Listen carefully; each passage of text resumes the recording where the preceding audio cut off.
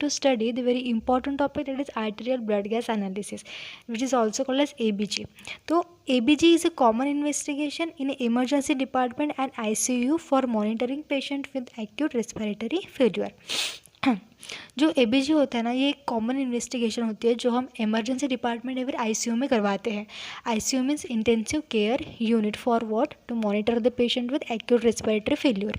Acute respiratory failure में क्या होता है, जो लंग्स होते हैं वो बराबर काम नहीं करते हैं, ठीक है ना. तो ये मॉनिटर करने के लिए हम ये हम टेस्ट करवाते हैं. तो जब आर्टेरियल ब्लड गैस एनालिसिस का जब रिजल्ट आता है, ठीक है ना, तो जो रिजल्ट होता है वो हमें also, it will also help to assess the patient's gas exchange, ventilatory control and acid base balance. Okay. अब ये नॉर्मल वैल्यूज़ है हमारे बॉडी में, like pH of the blood, partial pressure of carbon dioxide, ये हमें पूरे learn होने चाहिए. बिकॉज जब हम इंटरप्रिटेशन करेंगे तो ये बहुत हेल्प करेंगे, इसके बेसिस पर ही हम वो इंटरप्रिटेशन कर पाएंगे. तो ये सारे लर्न करने हैं आपको. तो जो नॉर्मल pH होता है ब्लड का वो होता है 7.35 to 7.45. Partial pressure of carbon dioxide होता है विच जो कि डिनोट करता है वेंटिलेशन को, ठीक है ना, वो कितना होता है 35 to 45 mmHg. देन HCO3 जो मेटाबॉलिज्म को डिनोट करता है वो कितना होता है normal 22 to 26 milliequivalent per litre. Then partial pressure of oxygen जो कि ऑक्सीजनेशन को डिनोट करता है कितना होता है normal 75 to 100 mmHg. Then BE मतलब बेस एक्सेस, ये कितना होना चाहिए normal -2 to +2 millimole per litre.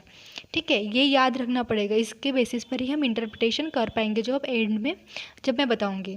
Okay, now what are the indications and contraindications for the arterial blood gas analysis. तो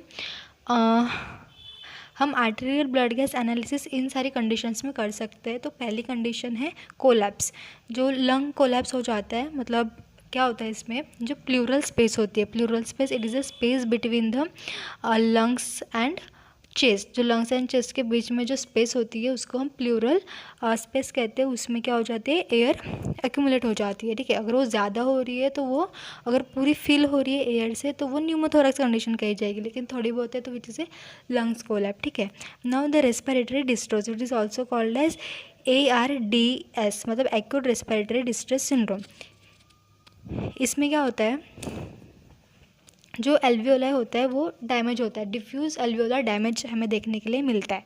मेटाबॉलिक डिसऑर्डर्स है, मतलब जो मेटाबॉलिक रिएक्शन में कुछ एबनॉर्मलिटी हो जाए या फिर डिसफंक्शन हो जाने की वजह से हमें जो डिसीजेस मिलते हैं, ठीक है ना, वो डिसऑर्डर्स लाइक डायबिटीज़ है ना. डायबिटीज़ में क्या होता है, इंसुलिन प्रॉपर नहीं होता, सिक्रेट नहीं होता है, ठीक है ना, इंसुलिन की कमी होती है which is related to the metabolic. Then ketoacidosis. Then अगर कोई ट्रॉमा है पेशेंट को, शॉक है, सेप्सिस है, कार्डियोजेनिक शॉक है, तो हम आर्टेरियल ब्लड गैस एनालिसिस जो इन्वेस्टिगेशन है वो करवाते हैं. It also determine the need for mechanical ventilation. Patient को मैकेनिकल वेंटिलेशन की ज़रूरत है या नहीं है ये भी हम ये डिटरमाइन कर सकते हैं with the help of arterial blood gas analysis. Now determine the type of respiratory failure. कौन से टाइप का रेस्पिरेटरी फेल्यूर है ये भी डिटरमाइन करता है arterial blood gas analysis. Renal failure है, मतलब किडनी प्रॉपर वर्क नहीं कर रही है, तो इस कंडीशन में भी हम ABG करवाएंगे. पॉइजन्स है, टॉक्सिन्स है ब्लड में, इन केसेस में भी हम आर्टेरियल ब्लड गैस एनालिसिस जो इन्वेस्टिगेशन है वो करवाएंगे. ठीक है, तो दीज आर द इंडिकेशंस. अब हम देखेंगे कॉन्ट्रा इंडिकेशंस, मतलब हम कौन सी कंडीशंस में ABG नहीं करवा सकते. तो पहली है हमारी कोएगुलोपैथी. कोएगुलोपैथी में क्या होता है, जो ब्लड की एबिलिटी होती है टू कोएगुलेट, है ना, क्या होता है जब भी कोई इंजरी होती है तो उसमें अगर ब्लीडिंग हो रही है तो कुछ टाइम में क्या होता है, ब्लड निकलना बंद हो जाता है. तो क्यों, because of the coagulative property of the blood. तो वही अगर लॉस है तो क्या होगा, कोएगुलेट नहीं होगा ब्लड, और जिसकी वजह से जो ब्लीडिंग है वो और इंक्रीज़ हो जाएगी. ठीक है ना, तो उसमें यही होता है, कोएगुलोपैथी में जो ब्लड जो होता है वो कोएगुलेट नहीं हो पाता है. तो इस कंडीशन में आर्टेरियल ब्लड गैस एनालिसिस हमें नहीं करवाना है which is contraindicated. Atherosclerosis we all know, इसमें आर्टरी में क्या हो जाता है, कोलेस्ट्रॉल डिपोजिशन हो जाता है, ठीक है ना, जिसकी वजह से नैरोइंग हो जाती है या फिर थ्रोम्बोसिस फॉर्मेशन के भी चांसेस होते हैं. यूज़ ऑफ थ्रोम्बोलाइटिक्स, अगर पेशेंट थ्रोम्बोलाइटिक्स ले रहा है ना, थ्रोम्बोलाइटिक्स क्या होता है, दिस आर द मेडिसिन जो कि क्या करते हैं, एबनॉर्मल क्लॉट्स जो होते हैं ब्लड में है ना, उनको डिज़ोल्व करते हैं, तो it is also contraindicated for the ABG। Infection है कोई, उसमें भी हम नहीं दे सकते। AV फिस्टुला, PVD मतलब पेरिफेरल वैस्कुलर डिसीज़ है अगर severe, so it is also contraindicated.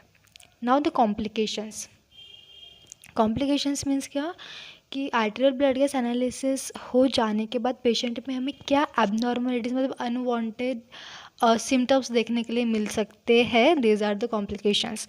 तो नमनेस आ सकती है, जिस भी पार्ट से हमने करवाया है ये इन्वेस्टिगेशन, ठीक है ना, टेस्ट, तो उसमें नमनेस आ सकती है, पेन हो सकता है पेशेंट को, समटाइम्स ब्लीडिंग भी हो सकती है, या फिर infection at A puncture site, जिस भी साइट से हमने टेस्ट करवाया है ना, ब्लड लिया है, उस साइड में इन्फेक्शन भी हो सकता है।